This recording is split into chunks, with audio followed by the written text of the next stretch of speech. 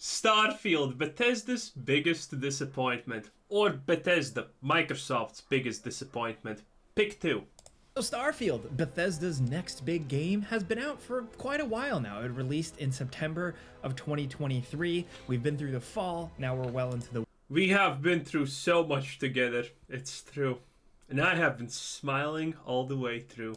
winter, and it's the start of 2024, so we figured we'd take a look back and see how things are going. There have been some interesting Not good.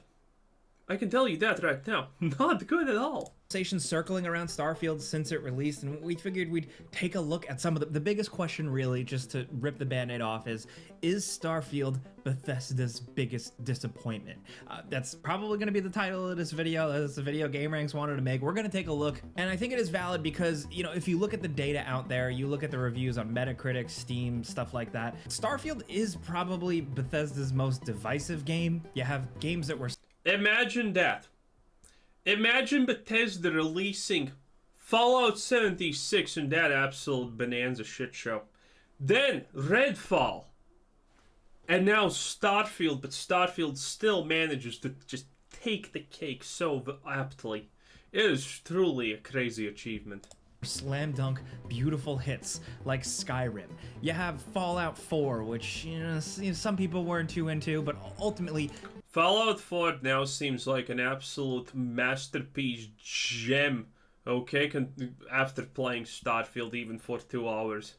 Man, you really appreciate old games now. people mostly really liked it. You have Fallout 76, which people just did not like. Starfield kind of falls somewhere in the middle. I was here. I did this thing when the game released. It was not worth it. Like everything in Fallout 76.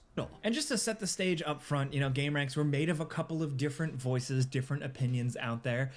For me personally, I put out the Before You Buy review impressions video for Starfield, and I said right at the forefront, I like it, I don't love it. And that still stands today, months later. I haven't really let the discourse or conversations creep in or anything like that. I played through it, I kind of enjoyed it, and I moved on. It's been interesting to see things play out, though. Like, if you're an extremely online gamer, which should be like a trademark thing at this point, if you're an extremely online gamer, you know, you pay attention to gaming news, you're on the social media circles, the forums, are there even forums anymore? Reddit threads, whatever, you know. Starfield has been an interesting one, almost an anomaly. I mean, we've seen it before, but Starfield released 2 pretty decent reviews all around. 7s, 8s, 9s, even a few 10s. And you know, while a few 10s? Okay, don't get this wrong. The reason the corrupt game journos gave Starfield a 10 is, well, twofold. One, they're corrupt game journos. Starfield had pronouns, so there you go, an instant masterpiece in a lot of people's opinion. But these people aren't gamers, so we can kind of ignore it. Well, we fully ignore it. We choose to ignore it because that's a smart thing to do. And second of all, everyone was afraid that they're not gonna get the Elder Scrolls 6 early access. Because this is what Bethesda does. If you rate their game poorly, guess who's not getting an early access key and doesn't have the ability to talk about their game and show footage of it early? Yeah, that's how Bethesda does it. some people out there think a 7 out of 10 game is like the worst game in the world. But in all seriousness, you know, there was nothing glaringly bad about Starfield. There was plenty glaringly bad. We have gone over this so much. Again, the quick list. No exploration, bad exploration, no space combat. When you have space combat, you want to avoid it. Loading screen simulator, no decent randomization, no decent skills. Everything's locked behind a talent point. Bruh, we have gone through this list many times. The list is unironically 20-30 items big. And all of these are not small issues. They're literally core game features that they have completely messed up. Okay? It is what it is. Field reviews. People either kind of like... Also, this is pretty much Starfield in general. When it first came out, I was like, okay, yeah, this is like a 6 or a 7. As time passed, and you got to know more about the game, it slipped to a 5. Then it slipped to a 4. And at the end, I can safely say that Starfield is a 3 out of 10. Easy 3 out of 10. a couple of outliers here and there, but ultimately it seemed all right. Then as the game released, more and more people like actually jumping in and playing it, consumers pointed out more problems, and you'd see a lot more of that.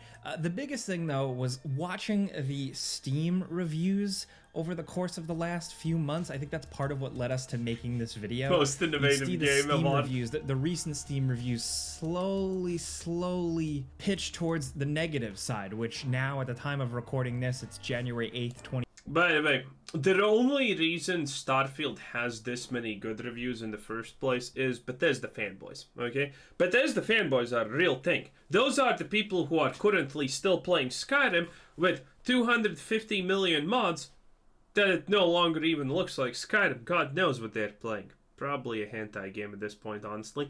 But, those are the people who upvoted this so hard at the start. Because every Bethesda fanboy is playing it on Steam day one. No one's playing it on Xbox. If you're a true Bethesda fanboy, you're playing it only on Steam. Because it's simple. Steam is Steam is on PC, and PC is the first place where you're gonna get mods. That's it. If we remove this, if we remove the spike of Bethesda fanboys, the game is literally just mostly negative and probably at like 30% positive rating. 2024. The recent reviews on Steam are mostly negative, and all reviews overall, the collective, is now down to just mixed. Starfield, as you probably remember, started off much more positively, but I think this is a result of, number one, more people getting their hands on the game, but number two, more importantly, more people spending more time with the game. Really getting up in the guts, checking everything out, and then stewing over it and really seeing if it lived up to the hype or their expectations as consumers or enjoyers. Oh, by the way, this is a funny thing. Do you see this?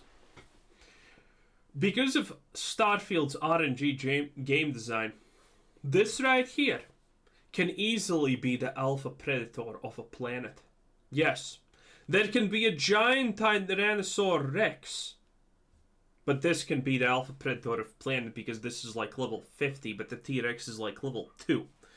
That's good RNG game design right there for you boys. And this will probably take you two clips to kill. It is insanely good. Expectations as consumers or enjoyers of video games. The other big negative I've seen on social media, like in conversations and circles and stuff, people are very quick to point out, like, you don't really hear people talking about Starfield anymore. Nobody's loving Starfield. Nobody's posting funny memes and interesting things about Starfield. It's not in the mainstream gaming discourse. And I'd say yes, if you're just on Twitter or you're just on Instagram and you're following certain people, you might see that. You might see that things come and go. But the way I look at it is that there were so many games releasing, the conversation just quickly shifted from one thing to the next thing. And on the one hand, yes, if Starfield was stronger, maybe it would have stuck around a little bit longer, but it was up against a lot. And to Microsoft and Bethesda and Starfield's credit, they have put out numbers. They are very excited. Apparently the game is a success for them. Towards the end of December, they... What are they gonna say? It's not a success? Posted a big graphic that boasted... Oh, look at that. Wow. 40 hours average playtime per player? That is such a meme. That is such an absolute meme. Days played. Yeah, this is all the combined hours. Yeah, I don't even believe this. 13 million players with over 22 million in-game days played, with the average playtime per player being 40 hours. Yeah, this seems like an incredible lie. Which is respectable, to say the least. I expect a lot more people to spend more time in Bethesda games, but still. The interesting part with Bethesda's number graphics is they also pointed out that over 5 million people actually formally finished the game. So I know it's their numbers. That also seems completely insanely unbelievable, because the constant thing with Bethesda games is a lot of people don't finish them. I have never finished Fallout 3. I have played it multiple times, but I have never finished because you go off to do other things and then you don't finish. Like, the main storyline is not usually the thing that people do actually in these games. the company, the corporation's numbers, not like independently verified numbers. But, you know, if those numbers are 100% accurate, there are people out there playing Starfield. And where I can point to is the official Starfield subreddit. It's pretty active, and I think the conversation for this game, as much as we couldn't really understand it, there are a lot of well, it's not bot accounts, but they're literally Bethesda employee accounts that job is to post things about Starfield to make it look cool. and the fandom around this game has really circled their wagons and found different sections of the internet. The actual subreddit itself is pretty frequently updated with memes, players sharing stuff, weird stuff, sharing little stories, some feedback, of course. And all those posts have a lot of interaction, a lot of upvotes and stuff, so it's definitely not like a dead game or a dead conversation or anything like that. And in terms of what Bethesda themselves are doing, of course, they made headlines recently for jumping into Steam reviews and responding to somewhat this was not a good thing. Negative Steam reviews, trying to explain the game, trying to, you know, in a very customer service friendly way, argue. Wait, is this a shill video? Wait, it's Game Ranks. Yeah, this is a Game Ranks video. This is a shill video. That's why the start of the video was, oh, well, the people at Game Ranks wanted to do a Starfield video, so here... This is a shill video! Oh my lord, because this situation, anyone who knows anything about this, there even Starfield fanboys on and don't try to defend this shit when Bethesda Bethesda used ChatGPT to generate stupid responses to negative criticism about the game, which literally, by the way, amounted to, in most cases, well, the astronauts were not bored when they landed on the moon the first time. Or, well, you're just playing the game wrong. Play it differently if you don't like it. Because, yeah, those are those two responses. Reverberating Todd Howard's stupid opinions about the astronauts not being bored when they first landed on the moon. Wow. Yeah, there's no... Yeah, this is a shill video. 100% well played. You against some of the criticisms levied at the game. I think for most people, this is not a good look. I think it's something that smaller developers, indie developers often do in terms of customer service. They will respond because in terms of business, that is sometimes how you can convert a customer. But with a big studio like Bethesda, you hope that they would just put out a great game and rest on their laurels. I don't really feel too strongly about this. Instead of berating people saying that you're playing the game wrong, you're supposed to do it like this, then it's fun. Have you tried to getting New Game Plus 7 and 50 hours in because that's when the game unlocks truly? Stop. Specific topic, but I know some people have used it as a really big dunking point for Bethesda, but it does show at least that they are out there, they are listening, and they... Oh, by the way, I have never talked about this, but one of the things that people actually say is good about Starfield, and like the only good thing that is, people are saying, oh, when you do New Game Plus, there's sometimes stuff changes about the universe, and it's amazing. You know, like Sarah Morgan is a plant, which completely does not affect her personality. Or, you know, other things like that. You know, slight changes that you notice and they're like, wow, that's quirky. Well, that's actually stupid. Because the reality is the game does not account for these changes. The dialogues do not change. Nothing changes. Okay? Something... in a new universe, something can be strange, I don't know, like people are dogs. And the game dialogue does not account for it. At all. Like, when you ascend to being a Starborn, you get a new ship. No one even notices that your ship is something completely off the wall, never seen before. You can just tell them, you're hallucinating, and they're like, yeah, probably. It's just so bad. This game doesn't even account for New Game Plus. It literally was not designed to even go into New Game Plus. Because all of the things that happened there, with the different dimensions, none of it is accounted in the lore for. Dialogues don't change. And they're painfully obvious at points. They are gathering feedback and they are implementing changes. There have been changes already added to the game with a lot more detail. At the end of 2024, on their official subreddit, they did post that in 2024, they're gonna be updating the game roughly every 6 weeks with a major big first update kicking off in February. According to the post, we already know how major this update is gonna be. It's literally nothing. It's minor bug fixes. There you go, minor bug fixes. And I'm serious, it's minor bug fixes. Because Bethesda tried to drum up hype about this with tweeting.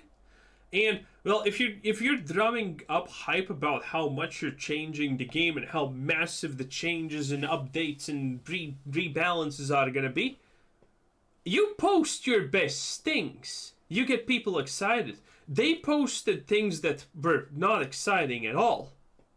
Oh, look at that! The shadow lighting on the hair is slightly better. Wow! Yeah, this is gonna be a shit show through and through. And I love it.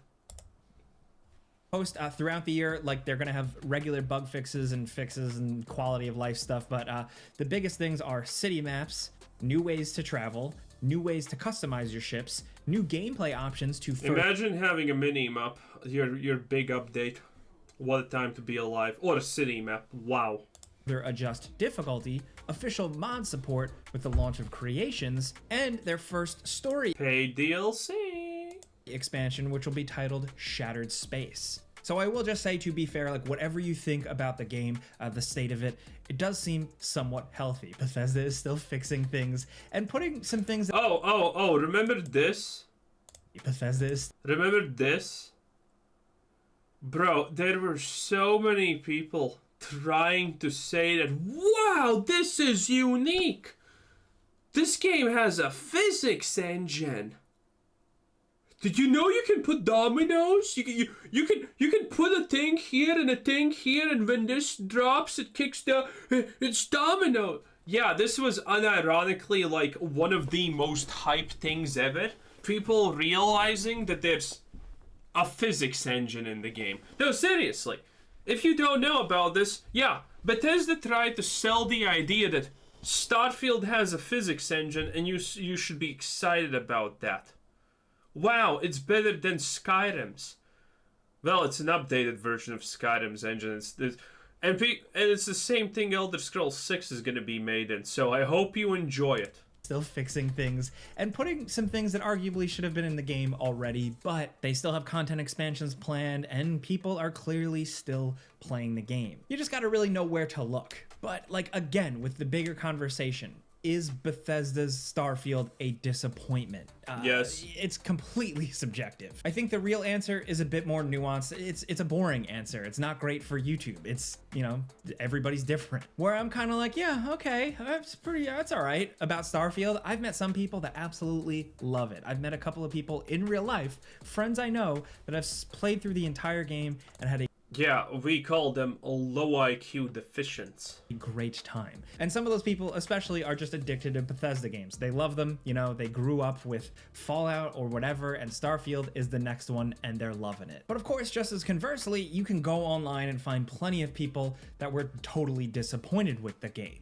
And I think what it comes down to for me and some of the people I've talked to, just really how the game feels. Like I said in our original Before You Buy video, it feels very much like a Bethesda game, warts and all. Some people just like that feeling of a game. The mechanics, everything involved in a Bethesda game that you've been doing since, I don't know, Morrowind or Oblivion, just slowly upgraded. It feels like that here. Some people really, really want that. Myself personally, I saw Starfield, especially with it being a completely new thing for Bethesda. This was the thing I was the most excited about. It wasn't a Fallout or an Elder Scrolls, right? With this being a completely new thing, I thought this was going to be the point where they would really significantly. Oh yeah, fun fact. So there's mechs in the game. In the lore, they talk about these things existing, being important, being dangerous. And do you know how many mechs actually, you know, are pilotable and fightable in the game? Yeah, you can probably guess it's 0. Point where they would really significantly step their game up. Now, that is not to say that in some areas they really have, but I was hoping that it wouldn't just feel like another Bethesda game. Oh, it feels way more stupid, okay? So, spoiler alert, you probably don't care.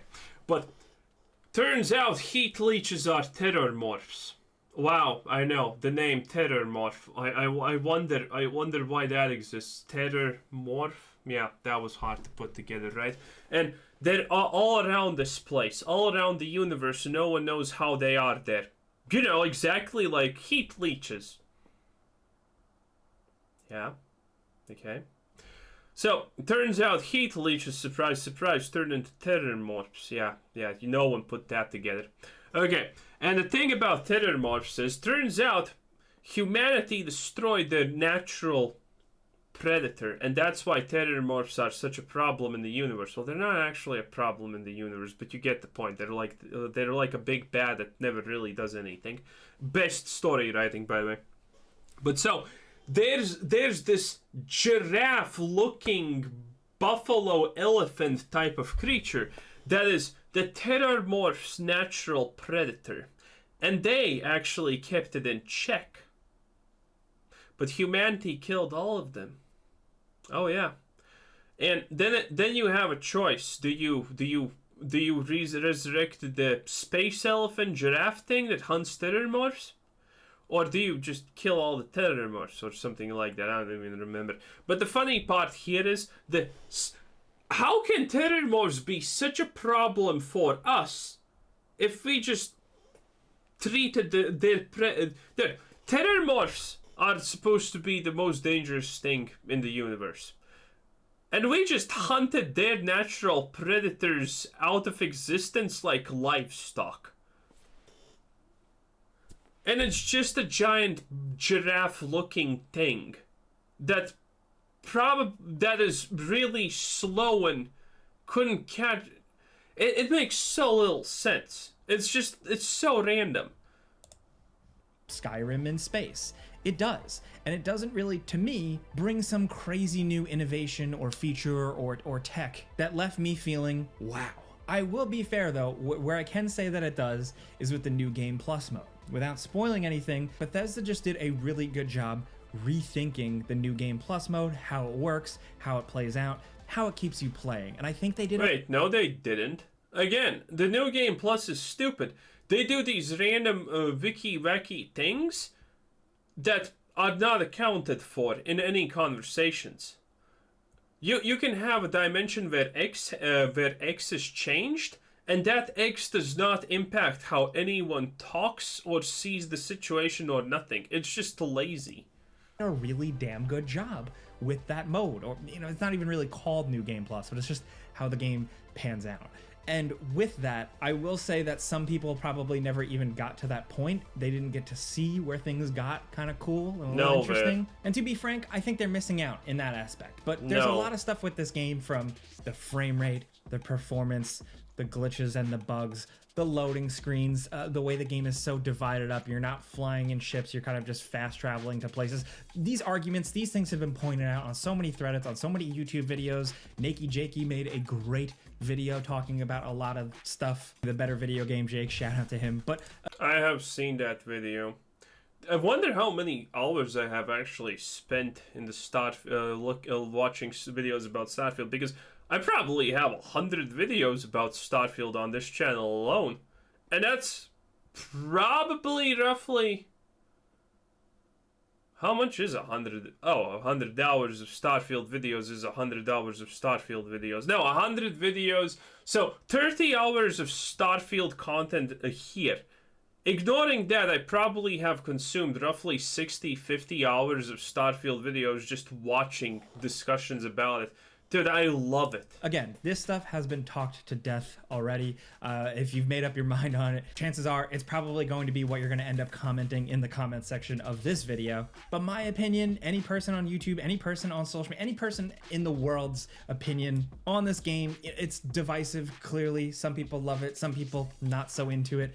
I don't think that really mattered. I think what matters for me personally is seeing the legs of this thing. Like in terms of, does it have long legs? Where does it go? What is the length of time? What is the life of Starfield moving forward? Is it going to be the stuff Bethesda fixes, and then the content they add to the game? Is it going to be the community? You know, people don't really know yet. One of the bigger headlines, of course, that people point to in terms of the game being a disappointment is one of the bigger mods in the Bethesda game modding community abandoned their work on a multiplayer mod for Starfield just because, frankly, they didn't find the game interesting enough to pursue the work, to put in the amount of work it would take. And that sent shockwaves through the gaming world. That was like, damn, that was a damning statement. So, to be honest, I think the future is uncertain in terms of like how long of a life Starfield has. Will it live longer than just the life cycle of Bethesda releasing the game and then putting out some content expansions? Skyrim, you know, the many other games they've made have lived beyond when they stopped coming up with expansion packs or DLC or whatever for them. Will that happen with Starfield? Is that modder bailing on the multiplayer mod an indication of things to come? We don't know for sure, but just using that to try and see where things are going. And ultimately, it's difficult because there is no crystal ball. You never know how a game is going to be received 3 years down the line. Are people going to be playing it? Are people going to be talking about it? No, it's easy to predict because you need to rewrite the story of Starfield for it to be even reasonable. There's not a single dialogue in this game that's even passable beyond a 10-year-old, okay? The dialogues are just bad. It's sad. You need to rewrite the whole story. You need to rewrite every single piece of dialogue in this game so it makes even a little bit of sense because it's just bad. About it. I think some people are, just maybe not to the extent of something like a Skyrim. If people do have interest, I think there is a lot of opportunity for the game to be beefed up, for interesting things to be put into it, for some things to be completely changed. And of course, with that, one of the bigger conversations is the framework that the game is built on. The tool sets, the creation engine, which has been updated from game to game. You know, some armchair developers or speculators will argue that maybe it's holding Bethesda back from their bigger ideas. They wanted to make a massive, huge... Yeah, there's a bunch of people discussing this, how the engine is just outdated. Because it is! Dude, this engine is the same thing that Skyrim was built on. And now it's gonna be used for Elder Scrolls 6? You must be joking. Cool space exploration game, but half of it's stuck behind loading screens. Again, I'm not a game developer. I can't speak to any of that. I'm not going to pretend to either. Okay, let me give you the quick rundown. I don't care if the game is hard to make. I don't care if the engine is not optimized. I'm a consumer. I'm not supposed to. I'm not supposed to hold your hand as you cry because the game development engine is not that good. I don't care. All I care is about a good game. I don't care how many people were sacrificed in the end means of getting to a good game. I just care that it's good. Oh, the engine can't do this. That's why it's not in the game. So you can't dislike it. I can dislike it for it, and I will. I absolutely don't care about a single limitation your stupid engine has. You made the game. Your engine has limitations, and now you're asking me to call the game good because I need to understand that making games is not that easy? No, I don't care. There are plenty of people online will complain about that stuff, but we don't know for sure. Maybe this was exactly the game they wanted to make, exactly how they made it. I was hoping for some cooler, bigger ideas in this one. I wanted it to feel, like I said, a little different, a little more than just a Skyrim in space. The guns are awesome, the shipbuilding is a ton of fun, the faction stuff is actually, I think, some of Bethesda's more interesting stuff, I think even compared to like Fallout. The faction stuff is stupid, plain, and absolutely a failure.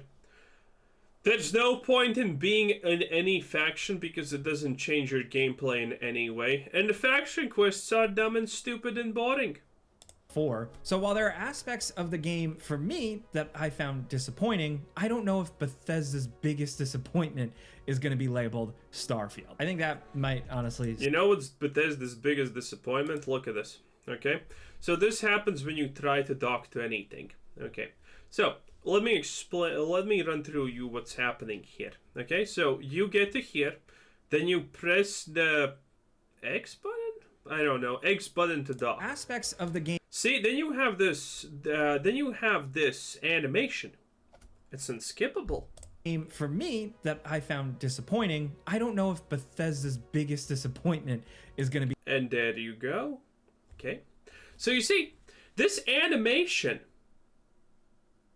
did nothing. It's just an animation.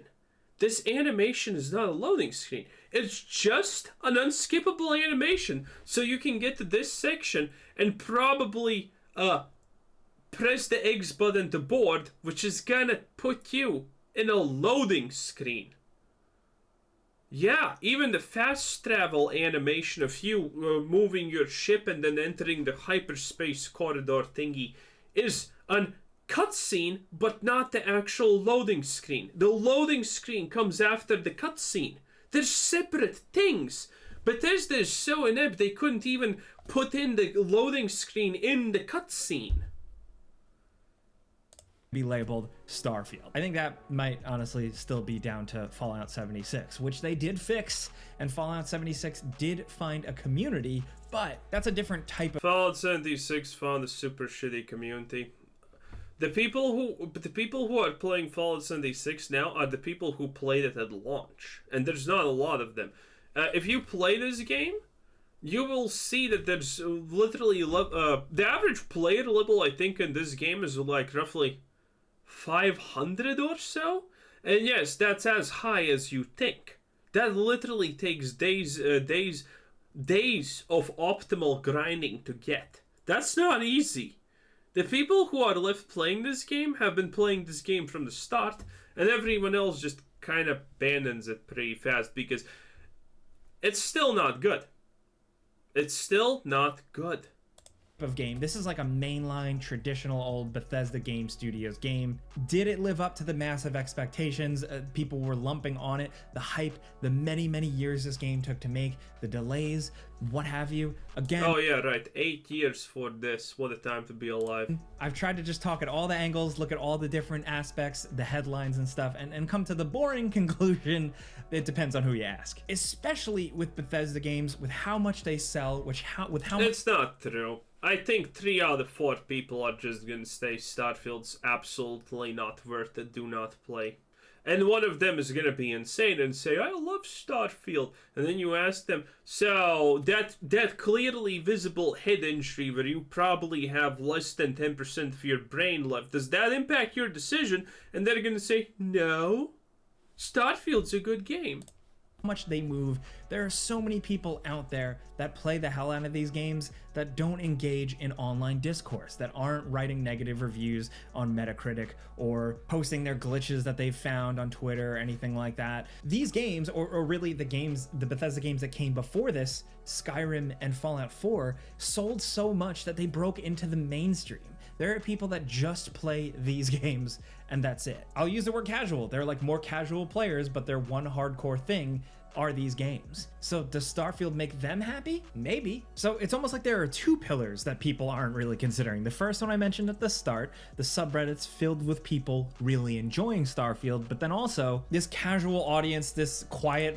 I don't think people on the subreddit even enjoy Starfield, honestly. They're just posting about bugs and how bad it is. Majority that we probably don't really hear much from. And this is not me defending Starfield. My criticisms on the game itself, but also my criticisms over the many years with Bethesda still stand. I just think it's important to try and look at as much out there as possible. But again, my point just being, is it Bethesda's biggest disappointment? It's a subjective thing. It comes down to the individual, their preferences. And again, we were talking about this because of the Steam reviews slowly dwindling down, some people's opinions trending negatively over time.